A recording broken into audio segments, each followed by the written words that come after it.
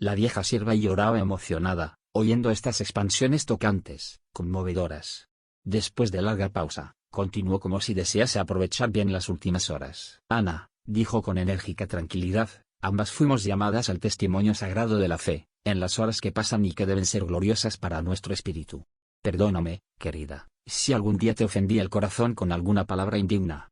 Antes que Simón te entregase a mi guarda, ya yo te amaba tiernamente, como si fueras mi hermano o mi propia hija. La sierva lloraba emocionada, mientras Livia, cariñosa, continuaba. Ahora, querida, tengo un último pedido que hacerte. Decid, señora, susurró la sierva, con los ojos rasos de lágrimas. Antes de todo, soy vuestra esclava. Ana, si es verdad que tenemos que dar testimonio hoy de nuestra fe, yo deseaba comparecer al sacrificio como aquellas criaturas desamparadas, que oían las consolaciones divinas junto al Tiberíades. Si pudieres atenderme, cambia hoy conmigo la toga de la señora por la túnica de la sierva. Deseaba participar del sacrificio con las vestiduras humildes y pobres de la plebe, no porque me sienta humillada ante las personas de mi condición en el momento del testimonio, sino porque, arrancando para siempre los últimos preconceptos de mi nacimiento, daría a mi conciencia cristiana el consuelo del último acto de humildad. Yo, que nací entre las púrpuras de la nobleza, deseaba buscar el reino de Jesús con las vestiduras sencillas de los que pasaron por el mundo en el torbellino doloroso de las pruebas y de los trabajos. Señora. Obtemperó la sierva, dubitativa.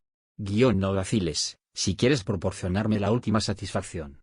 Ana no pudo rehusarse, ante los piadosos propósitos de la generosa criatura y, en un instante, en la penumbra de aquel improvisado rincón que las separaba de las demás compañeras, cambiaron la toga y la túnica, que eran tan solo una especie de manto, sobre la complicada indumentaria de la época, habiendo Livia lucido la toga de lana finísima ahora en el cuerpo de la sierva, con las joyas discretas que traía usualmente consigo. Después de entregarle 2 anillos preciosos y un gracioso brazalete, apenas un adorno de valor le restaba, pero Livia, pasando la mano por el cuello y acariciando el pequeño collar, con inmensa ternura, exclamó con decisión a la compañera: «Está bien, Ana, me queda apenas este pequeño collar, en que traigo el camafeo con el perfil de Publio, en alto relieve, y que es un regalo de él en el día lejano de nuestras nupcias. Moriré con esta joya, como si ella fuera un símbolo de unión entre mis 2 amores, que son mi marido y Jesucristo». Ana aceptó, sin protestar, todas las piadosas imposiciones de la señora y, en pocos instantes, en su antigua belleza virginal, el porte de sierva humilde estaba tocado de imponente nobleza, como si ella fuese una soberana figura de marfil viejo. Para todos los prisioneros, en la terrible inquietud que los oprimía, no obstante las dulces claridades inferiores de la plegaria que los integraba en el necesario coraje moral para el sacrificio, las horas del día pasaban pesadas y lentas. Juan de Cleofas, con el resignado heroísmo de su fervor religioso, consiguió mantener encendido el calor de la fe en todos los corazones. No faltaron los compañeros más animados que, en la exaltación de su confianza en la providencia divina, ensayaron sus propios cánticos de gloria espiritual, para el instante supremo del martirio. En el palacio de Aventino, todos los domésticos de mayor confianza creían en la permanencia de Livia en casa de la hija, pero, un poco antes de mediodía, Flavia Lentulia vino para estar con el padre, a fin de besarlo antes del triunfo. Informada por el senador, en cuanto a sus proyectos de restablecer la antigua felicidad doméstica, con las más expresivas demostraciones públicas de confianza y de amor por la esposa, Flavia, con gran sorpresa para el padre, buscaba a la madre para las manifestaciones de su justificada alegría. Angustiosa interrogación se estampó, de ese modo, en todos los semblantes. Después de 25 años, era la primera vez que Livia y Ana se ausentaban de casa, de un día para otro, provocando los más justificados recelos. El senador sintió el corazón herido de presagios angustiosos, pero los esclavos ya se encontraban preparados para conducirlo al Senado, donde las primeras ceremonias tendrían inicio después del mediodía, con la presencia de César. Observándole la aflicción y las miradas ansiosas e inquietas, Flavia Lentulia buscó tranquilizarlo con estas palabras, que disimulaban sus propias aflicciones. «Ve tranquilo, papá. Volveré ahora a casa, pero no me descuidaré de las providencias necesarias, porque, cuando regresares, esta tarde, con la aureola del triunfo, quiero abrazarte con mamá, entre las flores del vestíbulo, a fin de que podamos ambas recibirte con los pétalos de nuestro amor desvelado de todos los días». «Sí, hija», respondió el senador con una sombra de angustia, «permitan los dioses que así sea, porque las rosas del hogar serán para mí las mejores recompensas». Y tomando la litera, saludado por numerosos amigos que lo esperaban, Publio Lentulus demandó al Senado, donde multitudes entusiastas exultaban de alegría: En señal de agradecimiento por la abundante distribución de trigo con que las autoridades romanas habían conmemorado aquel evento, aplaudiendo a los homenajeados con la gritería ensordecedora de las grandes manifestaciones populares. De la noble casa política, donde los más elegantes torneos de oratoria fueron proferidos para enaltecimiento de la personalidad del emperador, y antecedidos por la figura impresionante del César, que nunca desdeñó el fausto retumbante de los grandes espectáculos. En su costumbre de antiguo comediante, se dirigieron los senadores para el famoso templo de Júpiter, donde los homenajeados recibirían la aureola de mirto y rosas, como los triunfadores, obedeciendo a la inspiración de Séneca, que todo envidaba para deshacer la penosa impresión del gobierno cruel de su exdiscípulo, que, al final, decretaría también su muerte en el año 66. En el templo de Júpiter, el gran artista que era Domicio Nerón coronó la frente de más de 100 senadores del imperio, bajo la bendición convencional de los sacerdotes, demorándose las ceremonias en su complicada faceta religiosa, por algunas horas sucesivas. Solamente después de las 15 horas, salía del templo, en dirección al Circo Máximo, el grueso y desmesurado cortejo.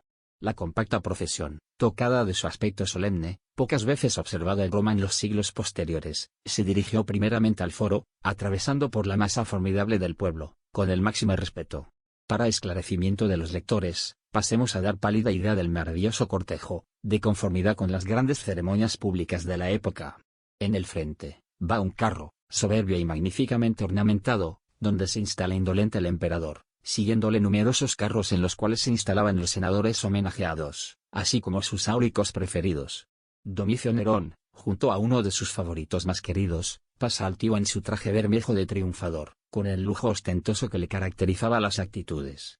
Enseguida, numeroso grupo de jóvenes de 15 años pasan, a caballo y a pie, escoltando los carruajes de honor y abriendo la marcha.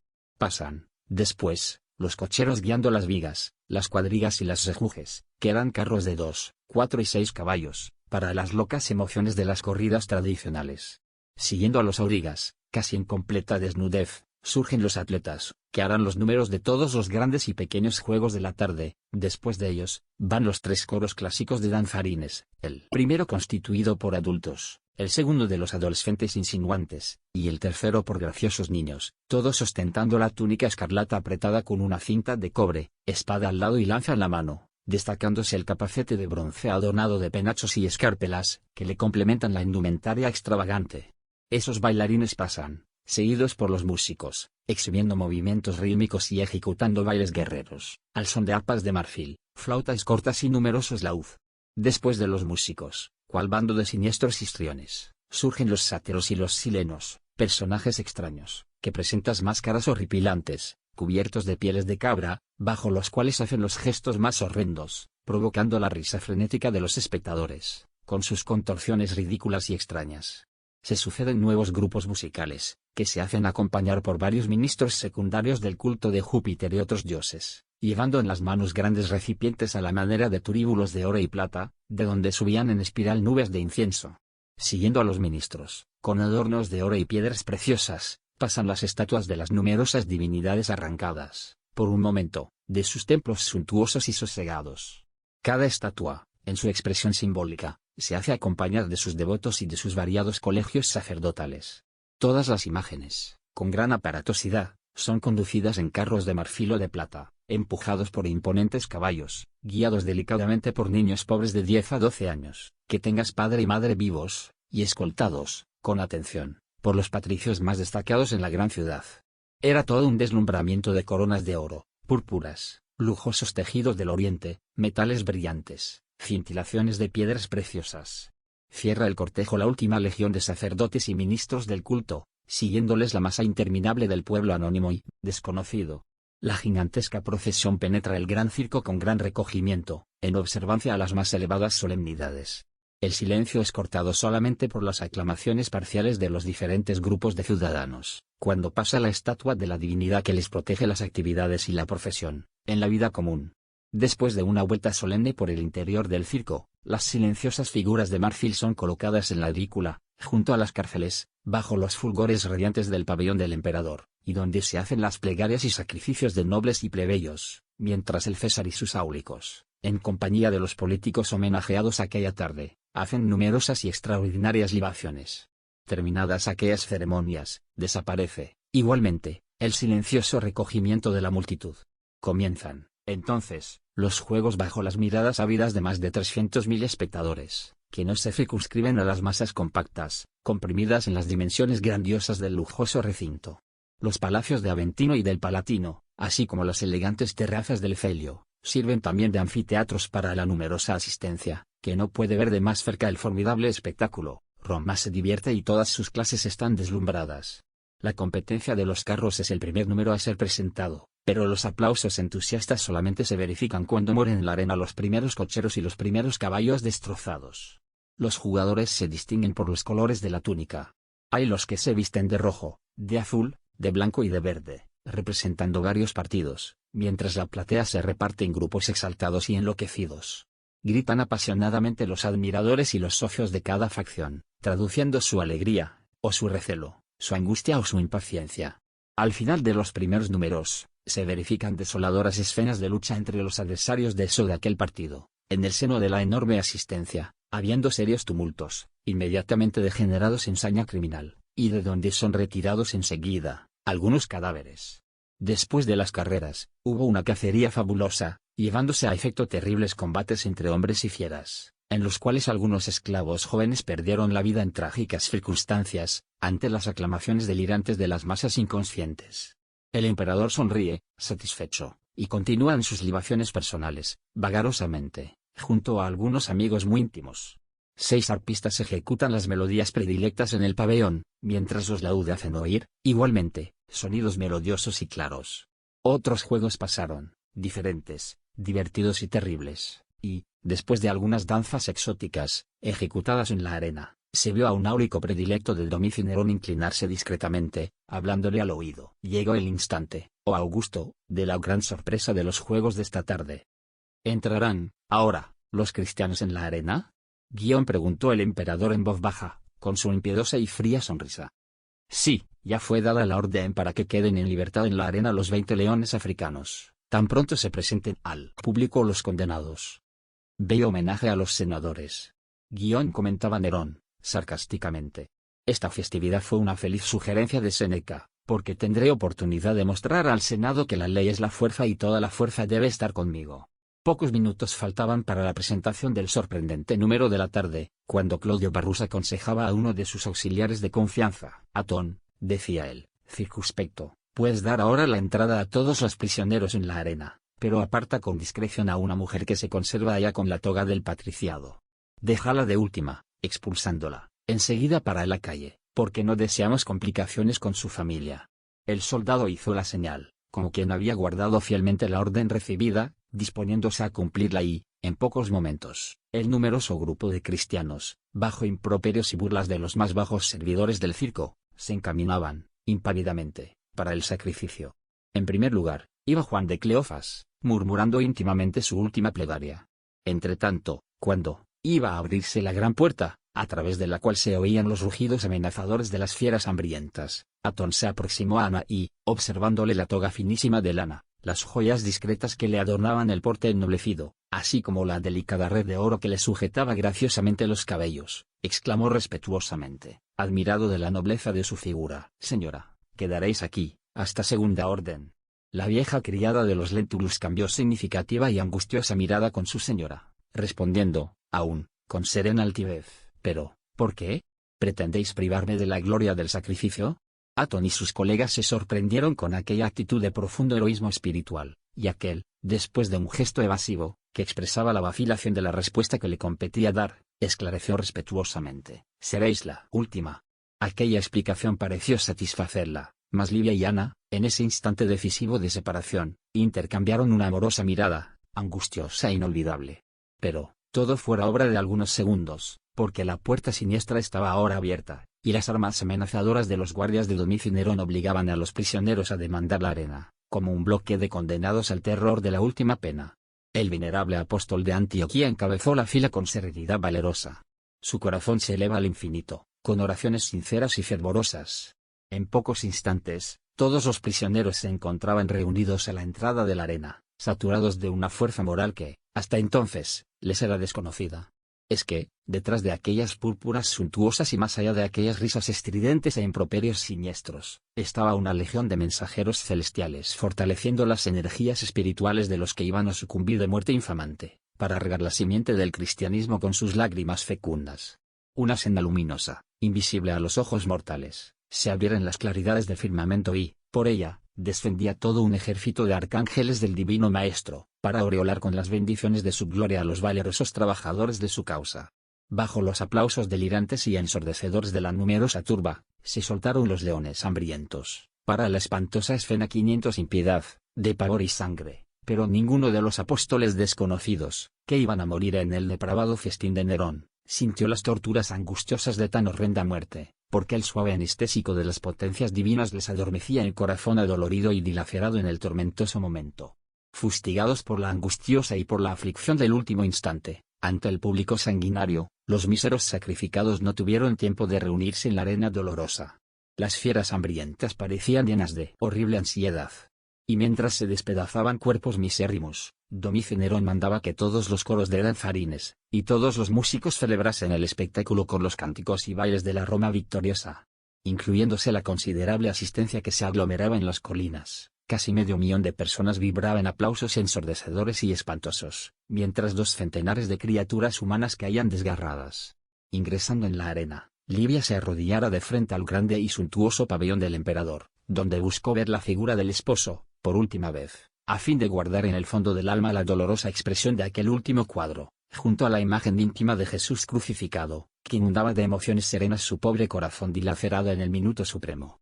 Le pareció divisar, confusamente, en la dulce claridad del crepúsculo, la figura erecta del senador coronado de rosas, como los triunfadores y, cuando sus labios se entreabrían en una última plegaria mezclada de lágrimas ardientes que le brotaban de los ojos, se vio repentinamente envuelta por las patas salvajes de un monstruo. Pero, no sintiera la conmoción violenta y ruda, que señala comúnmente al minuto oscuro de la muerte. Le pareció haber experimentado ligero choque, sintiéndose ahora arrullada en unos brazos de nieve transparente, que ella contempló altamente sorprendida. Buscó certificarse de su posición, dentro del circo, y reconoció, a su lado, la noble figura de Simón, que le sonría divinamente, dándole la silenciosa y dulce certeza de haber pasado el pórtico de la eternidad. En aquel instante, dentro del camerino de honra del emperador, Publio Lentulus sintió en el corazón inexpresable angustia. En el torbellino de aquel ensordecedor vocerío, el senador nunca sintiera tan profundo desaliento y tan amargo desencanto de la vida. Le horrorizaban ahora aquellos tremendos espectáculos homicidas, de pavor y muerte. Sin que pudiese explicar el motivo, su pensamiento envolvió a la Galilea lejana, pareciéndole divisar, nuevamente, la suave figura del Mesías de Nazaret, cuando le afirmaba, todos los poderes de tu imperio son bien débiles y todas sus riquezas bien miserables. Inclinándose hacia su amigo Eufánilo Drusos, Publio desahogó la penosa impresión, discretamente. Mi amigo, este espectáculo de hoy me asusta. Siento, aquí, emociones de angustia, como jamás experimenté en toda mi vida.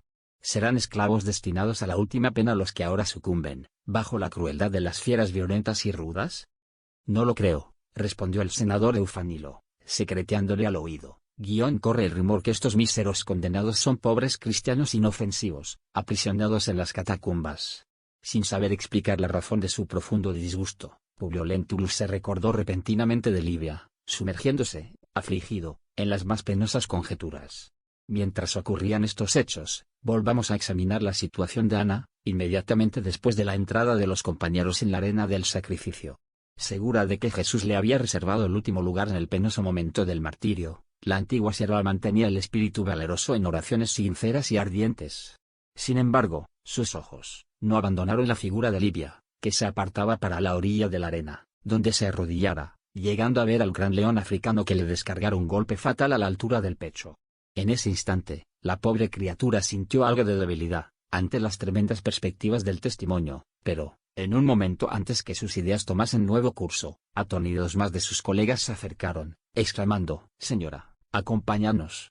Observando que los soldados la hacían regresar al interior, protestó con energía, «Soldados, yo nada más deseo, sino morir igualmente, en esta hora, por la fe en Jesucristo». Pero, observándole el coraje indomable, el guardián del imperio la agarró fuertemente por el brazo, y, trayéndola hacia un pasaje del interior de las cárceles, que comunicaba con la vía pública, Atón le dirigió la palabra, casi amenazadora. Retiraos, mujer. Huid sin demora, pues no deseamos complicaciones con vuestra familia. Y, diciéndole así, cerraba la puerta amplia, mientras la antigua criada de Livia todo lo comprendía ahora.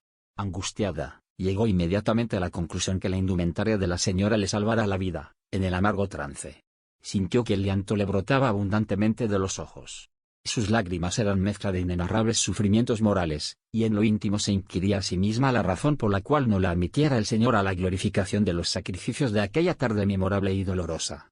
Percibía el confuso rumor de más de 300.000 voces, que se congregaban en gritos retumbantes de aplauso, aclamando la corrida siniestra de las fieras en su cacería humana, y, paso a paso, cargando consigo el peso torturante de una angustia sin términos, buscó el Palacio Aventino, que no distaba mucho del circo ignominioso, penetrando allá desalentada y silenciosa. Apenas algunos esclavos de mayor confianza hacían la guardia de la residencia de los Lentulus, como de costumbre en los grandes días de fiestas populares, de las cuales participaban casi todos los siervos. Nadie percibió el retorno de la sierva, que consiguió despojarse de la toga con la calma necesaria.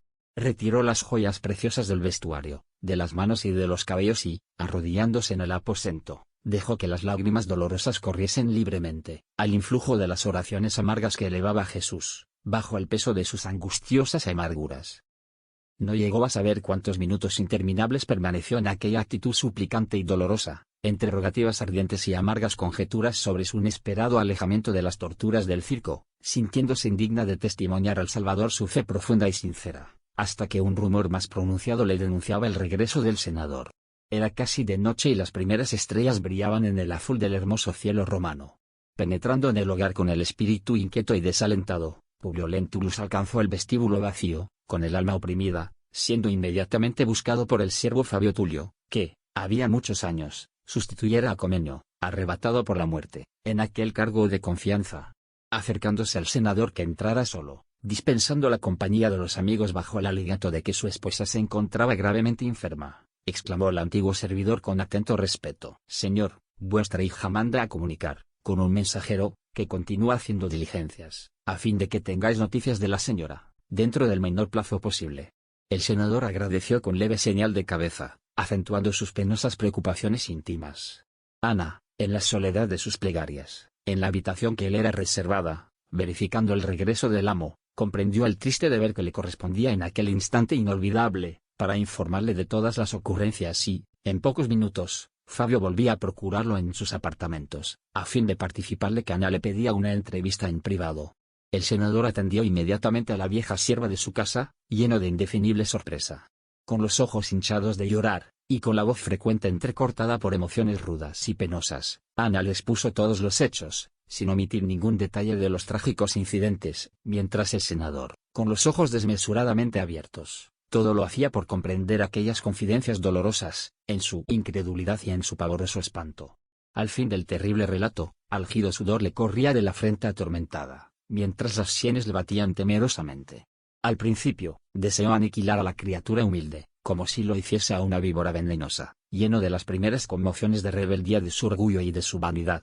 No quería creer en aquella confusión horrible y angustiosa, pero el corazón le latía apresuradamente, y sus nervios se saltaban en vibraciones lancinantes. Publio Lentulus experimentó el dolor más terrible de su misérrima existencia.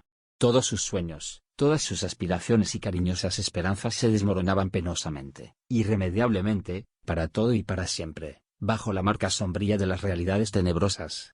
Sintiéndose el más desventurado reo de la justicia de los dioses, en el momento en que presumía hacer efectiva su promesa de ventura, nada más divisó frente a sus ojos, sino la realidad abrumadora de su dolor sin límites. Bajo la mirada conmovida de Ana, que lo observaba recelosa, se levantó rígido y sin una lágrima, con los ojos rayando en la locura. Tal era su rigidez extraña y dolorosa, y como si fuera un fantasma de rebeldía, de dolor, de venganza y sufrimiento indefinible, sin responder nada la sierva atónita, que rogaba silenciosamente a Jesús que le serenase las angustiosas amarguras, dio algunos pasos como un autómata en dirección a la puerta, que abrió de par en par, y por donde entraron las brisas suaves y refrigerantes de la noche. Tambaleando de dolor salvaje a través del peristilo, caminó, después, resuelto, como si fuese a disputar un duelo con las sombras, para defender a la esposa calumniada y traicionada, mártir de los criminales de aquella corte de infamia, dirigiéndose con rapidez, para el circo, sin observar el desaliño de su vestido, y donde la plebe remataba las pasiones impiedosas de su César desalmado. Empero, un espectáculo más terrible se le deparó a los ojos angustiados, en el aislamiento de su suprema angustia moral. Embriagados en los bajos instintos de su perversa materialidad, los soldados y el pueblo colocaron los restos siniestros del monstruoso banquete de las fieras, en aquella tarde inolvidable, en las alturas de postes y columnas improvisadas a la manera de antorchas, que iluminaban todo el exterior del gran recinto con el incendio tétrico de los fragmentos de carne humana. Publio Lentulus sintió toda la extensión de su impotencia ante aquella demostración suprema de horror y crueldad, pero avanzó, tambaleante de dolor, como ebrio o loco, con espanto de los que lo veían a pie, en tales lugares, contemplando boquiabierto las antorchas siniestras, hechos de cabezas deformes y combustas. Daba largas a los pensamientos adoloridos de angustia y de rebeldía, como si su espíritu no pasase de un tigre encarcelado en el esqueleto del pecho envejecido, cuando notó la presencia de dos soldados ebrios, en lucha por causa de un delicado objetivo, que le llamó repentinamente la atención, sin que consiguiese explicar el motivo de su inesperado interés por algo. Era un pequeño collar de perlas, del cual pendía precioso camafeo antiguo. Sus ojos se fijaron en aquel extraño objeto y el corazón adivinó el resto. Él lo reconociera. Aquella joya fuera el presente de nupcias, hecho a la esposa idolatrada, y solamente ahora se recordaba del apego cariñoso de la esposa al camafeo que le guardaba su perfil de la juventud, recordando el único amor de su mocedad.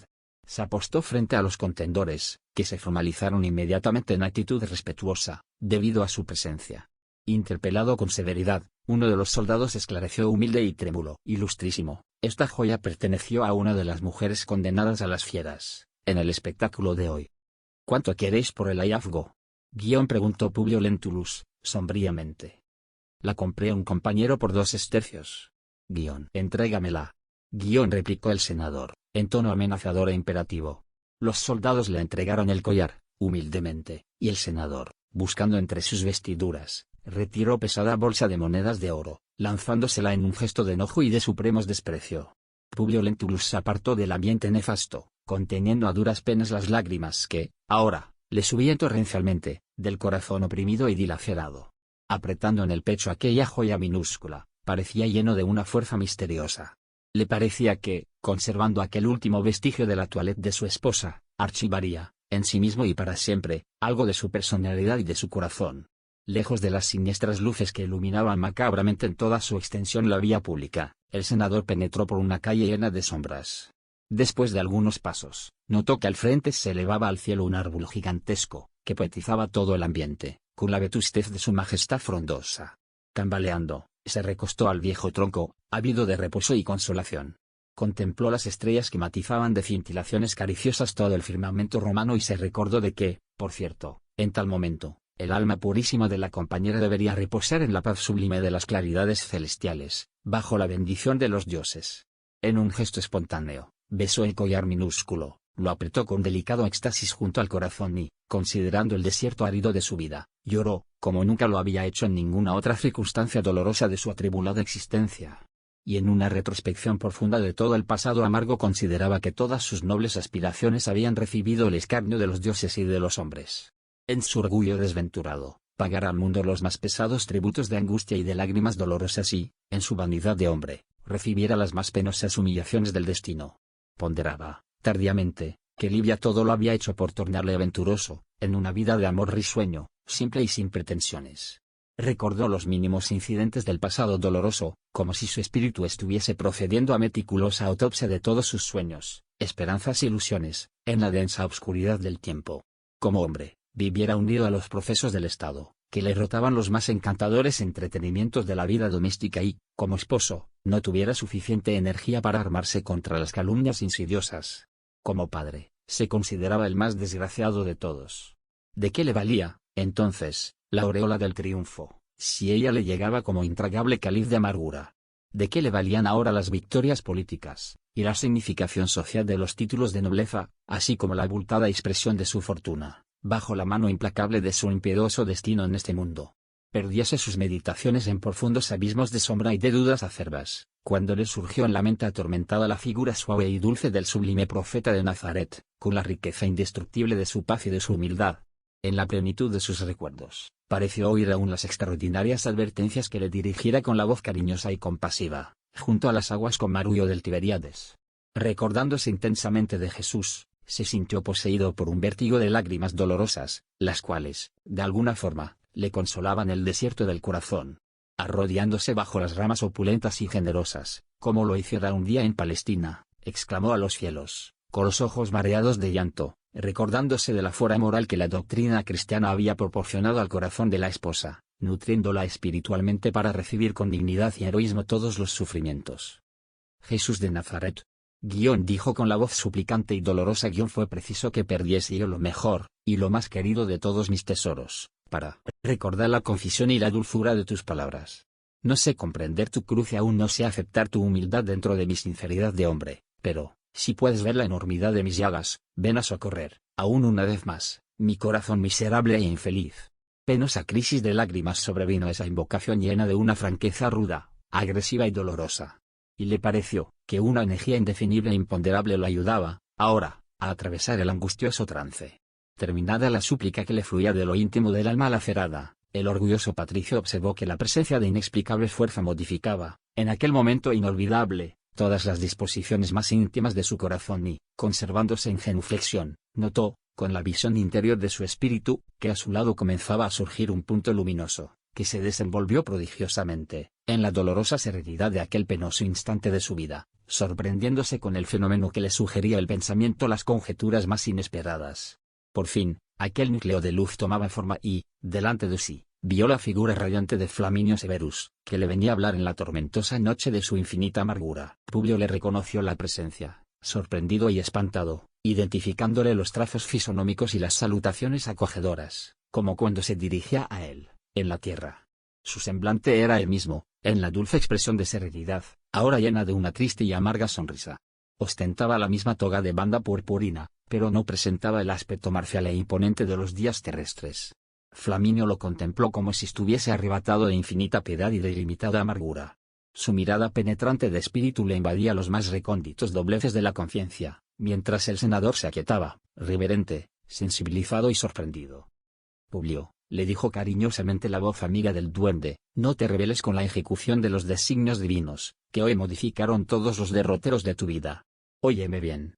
Te hablo con la misma sinceridad y amor que nos une los corazones, desde hace largos siglos. Frente a la muerte, todas nuestras vanidades desaparecen. En sus claridades sublimadas, nuestros poderes terrenos son de una fragilidad misérrima. El orgullo, amigo mío, nos abre más allá del túmulo una puerta de tinieblas densas, en los cuales nos perdemos en nuestro egoísmo e impenitencia. Vuelve a tu casa y sorbe el contenido de la taza tan amarga de las pruebas rudas, con serenidad y valor espiritual, porque aún estás lejos de agotar el cáliz de tus purificadoras amarguras, dentro de las expiaciones redentoras y supremas. Los grandes dolores, sin remedio en el mundo, han de abrir para tu raciocinio un camino nuevo, en los eternos horizontes de la creencia. Nuestros dioses son expresiones de fe respetable y pura, pero Jesús de Nazaret es el camino, la verdad y la vida. Mientras nuestras ilusiones sobre Júpiter nos llevan a rendir culto a los más poderosos y a los más fuertes, considerados como predilectos de nuestras divinidades, por la expresión valiosa de sus ricos sacrificios, las enseñanzas preciosas del Mesías Nazareno nos llevan a ponderar la miseria de nuestros falsos poderes en la faz del mundo, abrazando a los más pobres, a los más desventurados de la suerte, como impeliendo a todas las criaturas el camino de su reino, conquistado con el sacrificio y el esfuerzo de cada uno, en demanda de la única vida real, que es la vida del Espíritu. Hoy sé que pediste, un día, tu sublime oportunidad, pero el Hijo de Dios Todopoderoso, en su piedad infinita e infinito amor, atiende ahora tu llamado, permitiendo que mi vieja amistad venga a atenuar el dolor de las heridas dolorosas de tu corazón atormentado. El senador dejó que todo su pensamiento se perdiese en la tempestad de las más benditas lágrimas de su vida. Ahogado en los sollozos de su compunción, suplicaba, mentalmente: sí, mi amigo y mi maestro, yo quiero comprender la verdad y anhelo el perdón de mis enormes faltas. Flaminio, inspiración de mi alma dilacerada, sé mi guía en la tormentosa noche de mi triste destino. Ayúdame con tu ponderación y bondad. Tómame, de nuevo, por las manos y esclaréceme el corazón en el tenebroso camino. ¿Qué hacer para alcanzar del cielo el olvido de mis faltas? La serena visión, como si se hubiera conmovido intensamente al recibir aquella súplica, tenía ahora los ojos iluminados por piadosas y divinas lágrimas. Enseguida, sin que Publio pudiese comprender el mecanismo de aquel fenómeno insólito, observó que la silueta del amigo se diluía levemente en la sombra, apartándose de la tela de sus contemplaciones espirituales, pero, aún así, percibió que sus labios murmuraban, piadosamente, una palabra, perdona. Aquella suave recomendación le cayó en el alma como bálsamo dulcificante. Sintió, entonces, que sus ojos estaban ahora abiertos para las realidades materiales que lo rodeaban, como si se hubiese despertado de un sueño edificante. Sintióse algo aliviado de sus profundos dolores y levantóse para tomar de nuevo, con decidido valor, el fardo penoso de la existencia terrena. Regresando a casa, alrededor de las 22 horas, se encontró ahí a Plinio y Flavia, que lo esperaban afligidos.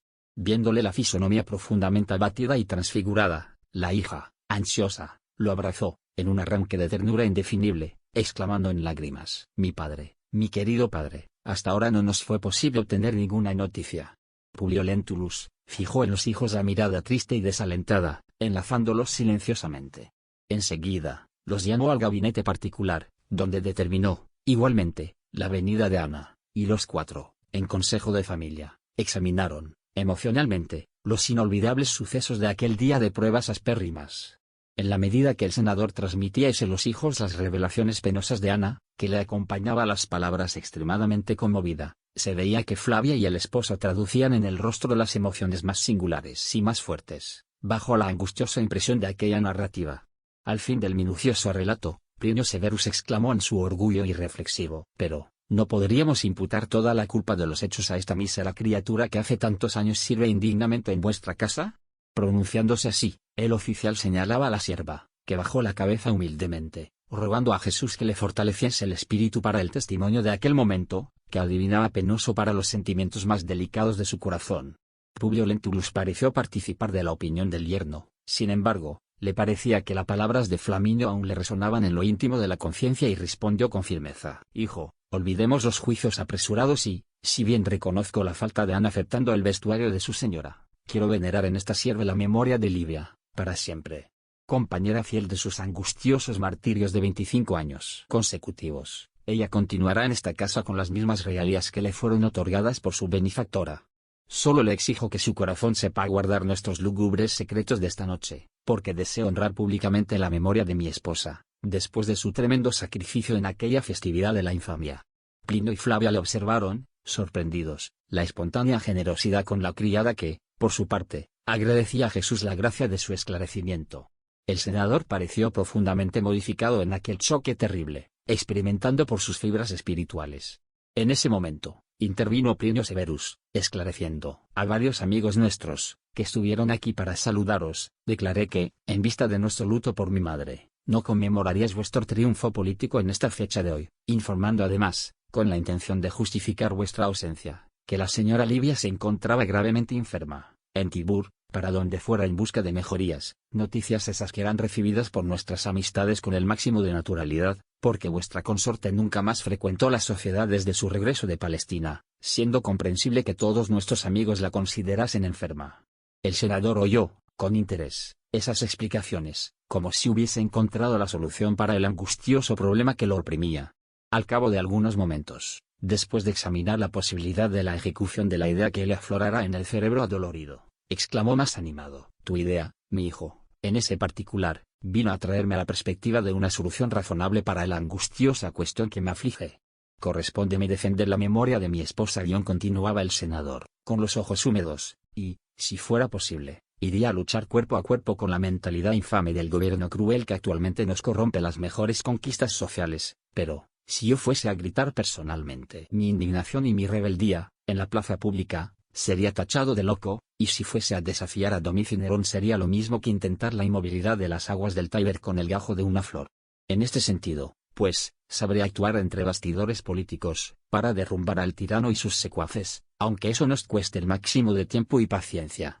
Ahora, lo que me compete urgentemente es prestar todos los homenajes posibles a los sentimientos inmaculados de la compañera arrebatada en los torbellinos de la insania y de la crueldad. Plinio y Flavia lo escuchaban, silenciosos y conmovidos, sin perturbarle el curso rápido de las palabras, mientras él proseguía sensatamente: hace más de 10 años que la sociedad romana veía a mi pobre compañera una enferma y una demente. Y ya que nuestros amigos fueron avisados de que Livia se encontraba en el Tibur, tal vez aguardando la muerte, partiré para allá, esta noche, llevando a Ana en mi compañía. Y como si estuviese poseído por una idea fija, con aquella preocupación por homenajear a la muerta inolvidable, Publio Lentulus continuó. Nuestra casa en Tibur está deshabitada ahora, porque, hace más de 20 días, Filapatod fue a Pompeya, obedeciendo mis determinaciones. Llegaré allá con Ana, llevando una urna funeraria que, para todos los efectos, guardará los restos de mi pobre Livia. Nuestros siervos deben partir mañana, igualmente, y entonces mandaré mensajeros a Roma, notificándoles el acontecimiento para satisfacer las costumbres de la vida social. En Tibur, prestaremos a la memoria de Livia todos los homenajes, trasladando, enseguida, públicamente, las cenizas hasta aquí, donde haré celebrar las más solemnes exequias, en la visitación pública, dando así testimonio, si bien tardíamente, de mi veneración por la santa criatura que se sacrificó, por nosotros, la vida entera. Pero, ¿y la incineración? Preguntó Plinio Severus, prudentemente, al analizar el posible éxito del proyecto. El senador no vaciló, resolviendo el asunto con la habitual energía de sus decisiones. Si esa ceremonia requiere la presencia de los sacerdotes, sabré conducirme junto al ministro del culto, en la ciudad, alegando el deseo de hacerlo todo en el más reducido círculo de mi intimidad familiar. Lo que resta, tan solo, es esperar, de ustedes que me oyen, silencio tumulario sobre las medidas dolorosas de esta noche, a fin de no herir las susceptibilidades del preconcepto social. Sorprendido con aquella energía en tan penosas circunstancias, Plinio Severus le hizo compañía en aquellas horas avanzadas, para la compra de la urna mortuoria, que fue adquirida en pocos minutos, de un comerciante que nada indagó del extraño cliente, atendiendo a la circunstancia de su posición social y política, así como a la importante operación de la compra, efectuada con significativas ventajas para su interés. En aquella misma noche, Publio Lentulus y Ana se dirigieron con algunos esclavos para la ciudad de reposo de los antiguos romanos, venciendo en algunas horas las sombras espesas de los caminos y llegando con la posible tranquilidad, para llevar a cabo los últimos homenajes a la memoria de Livia. Todas las medidas fueron adoptadas con profunda sorpresa para todos los siervos, que no osaban discutir las órdenes recibidas, e incluso para los patricios de la ciudad, que sabían enferma la esposa del senador, pero ignoraban el doloroso episodio de su muerte. Flavia y Plinio fueron llamados al día siguiente, satisfaciéndose todos los imperativos de orden social, en aquella penosa representación de condolencias,